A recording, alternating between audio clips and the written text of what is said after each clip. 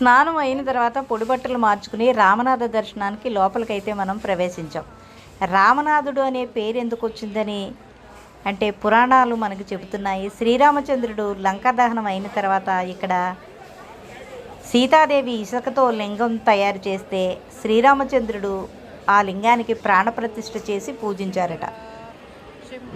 హర హర మహాదేవ శంభో శంకర. అందుకని ఇక్కడ ఈశ్వరుడికి రామనాథుడు అని పేరు వచ్చిందని మనకి రామేశ్వర కథలో ఉందండి. చాలా పెద్ద దేవాలయం. దర్శనం అయిపోయి బయటకు వచ్చిన తర్వాత పక్కనే పర్వతిని వద్దని అమ్మ ఉంటారు.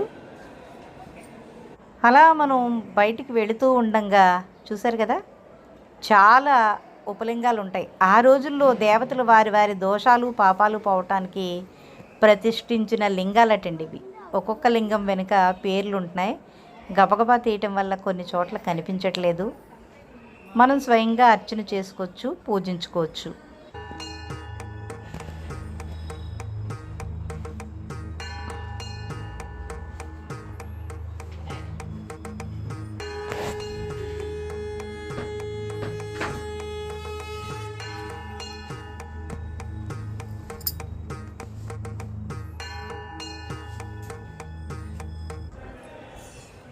చూసారు కదా, దర్శనం అయిన తర్వాత మనం ఇలా బయట భాగానికి వచ్చామండి.